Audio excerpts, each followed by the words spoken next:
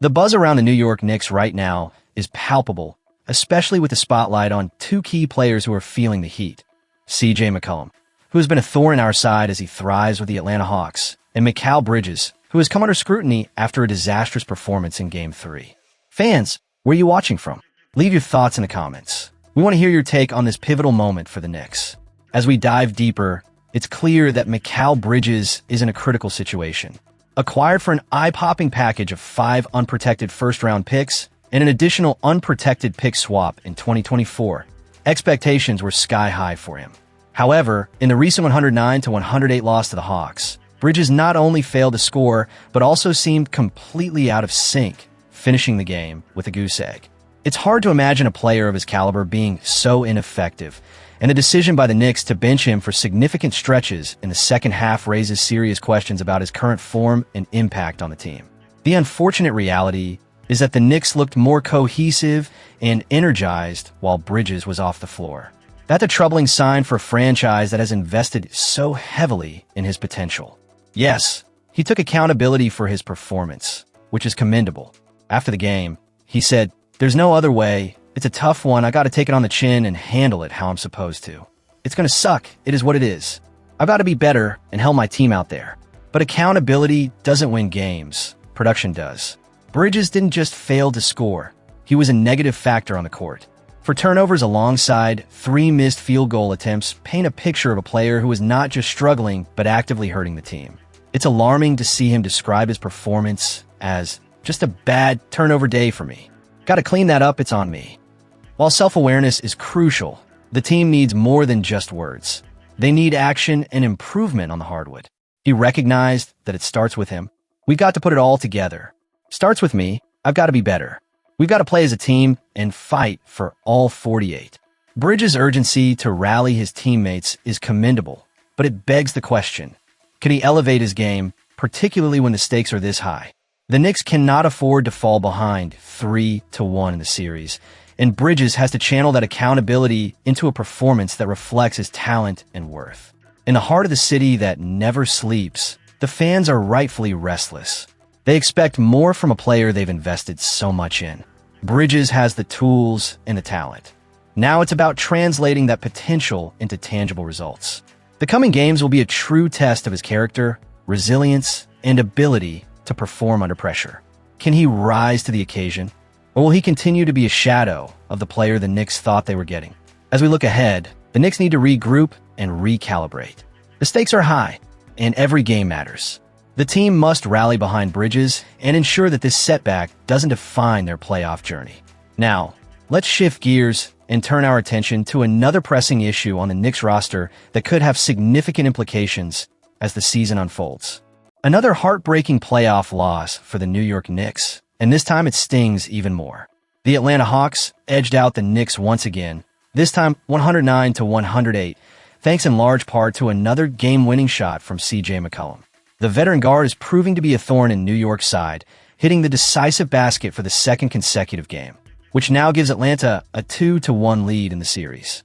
It's a bitter pill for Knicks fans to swallow, especially when you consider how hard this team fought to claw back from an 11-point deficit with just 8 minutes on the clock. The Knicks had their moments. They showed resilience, notably taking the lead when Jalen Brunson, who continues to be the team's offensive backbone, executed a 3-point play after drawing a foul from McCollum. However, it was that very same McCollum who would ultimately snatch victory from their grasp. A crucial block from Karl-Anthony Towns on Jalen Johnson's dunk was a highlight, but Johnson's relentless effort to secure the rebound and score immediately after showcased the kind of grit that the Hawks capitalized on in the closing moments. You have to wonder, though, how can the Knicks expect to close out games when their go-to scorer is being double-teamed? Late-game situations have become synonymous with Jalen Brunson taking the helm, and the Hawks were clearly prepared. They sent Jonathan Kuminga to double him, forcing a critical turnover that clinched the game for Atlanta. It's becoming a pattern. The Knicks have now had opportunities for game-winning shots in both games 2 and 3, and the inability to convert is a glaring issue that cannot be overlooked. Brunson managed to lead the team with 26 points on an 11 of 23 shooting night, but the Hawks' length and versatility clearly disrupted his rhythm when it mattered most. It's also troubling to see that the Knicks' defense failed to effectively match up with McCollum. especially on that pivotal possession where Miles McBride, standing at the same height as Brunson, was tasked with defending him. These are the kinds of mismatches that can cost a team in the playoffs. Let's talk about the starters for a moment. Josh Hart logged an impressive 40 minutes on the court, but only managed to score 2 points. Mikal Bridges, who was brought in with high expectations, finished with a goose egg on the scoreboard and a nightmarish plus-minus of -26 in just 21 minutes of play. It's hard to fathom how a team can hope to win when 2 of their starters combine for a measly 2 points. The Knicks need every bit of production they can find if they want to advance in this tough playoff series. On the flip side, the Hawks benefited from their supporting cast stepping up. OG Anunoby was a standout performer with 29 points, and Deuce McBride provided a spark off the bench with 15 points. The difference in contributions is stark, and when you factor in the mid-season trade that sent Trae Young to Atlanta for McCollum, it's becoming increasingly evident how that decision is paying dividends for the Hawks. As we look ahead to Game 4, the Knicks must regroup and find a way to get more offensive production from their starters. They need to adjust their game plan, particularly in late-game situations, to mitigate the defensive intensity that the Hawks are bringing. It's time for the coaching staff to make the necessary adjustments and for the players to step up. Knicks fans, where are you watching from tonight? What do you think needs to change for our team to turn this series around? Your opinions matter, so let's hear them. Up next, we'll dive into what this loss means for the Knicks' playoff aspirations and what changes might be on the horizon. As we dive into the heart of the Knicks' playoff struggles, the stakes couldn't be higher.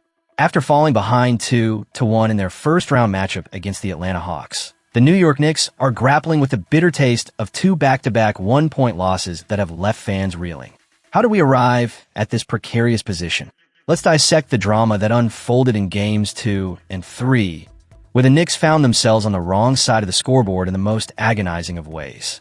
In Game 2, Mikal Bridges had the chance to etch his name in a Knicks lore with a game-winning shot, but fate had other plans as he clunked the attempt following a missed pair of free throws by CJ McCollum. Fast forward to Game 3, where the Knicks' execution down the stretch was less than stellar. With the clock winding down and the game in the balance, the Knicks turned the ball over on their final possession, failing to even get a shot off, ultimately losing 109-108. The play call was straightforward, almost mechanical in its design. The plan was for Josh Hart to receive the inbounds pass, with Karl-Anthony Towns setting a crucial screen to free Jalen Brunson for a more favorable matchup. Brunson indeed managed to create a switch against Onyeka Okongwu, but the Hawks anticipated the move and sent a double team his way. In a panic, Brunson attempted an errant pass that Jonathan Kuminga intercepted, sealing the win for Atlanta and leaving Knicks fans questioning what might have been. The moment was a microcosm of the Knicks' struggles, a mix of poor execution and a lack of composure in crunch time. After the game, head coach Mike Brown candidly addressed the team's final possession and the game plan that was clearly laid out. "We cleared this side of the floor for him. That's what we wanted to do. We wanted a zipper on the top of the floor and clear that right side of the floor for him because that's what he's comfortable doing and told him to go in it," Brown explained. His intention was clear: give Brunson the keys and let him drive the team to victory. But therein lies the frustration. The Hawks were well prepared for the Knicks' tactics. Kuminga's defensive awareness allowed him to leave Hart open on the perimeter, which disrupted Brunson's flow and forced him into a hasty decision. As Brunson spotted Hart semi-open near the paint, his bounce pass went astray, leading to the critical turnover that capped the Knicks' chances. It's becoming painfully evident that the Knicks must learn from these late-game situations. The pressure of the playoffs is palpable, and the failure to execute in high-stakes moments is a trend that can't continue if they hope to turn this series around. Fans are understandably anxious, wondering how this team, which has shown flashes of brilliance, can falter in the clutch. So now, as we look ahead, Knicks supporters must rally behind the team. The next game will be pivotal, and it's time for the Knicks to regroup and reassert themselves. Will they learn from these painful lessons and adjust their strategies? Can they rise to the occasion and seize control of this series? As we wrap up this segment, I want to hear from you, Knicks fans. Where are you watching from? And what's your take on the team's recent performances? Leave your thoughts in the comments below. And don't forget to subscribe for more in-depth analysis and updates on our beloved Knicks. The journey isn't over yet. Let's stick together and see how this unfolds.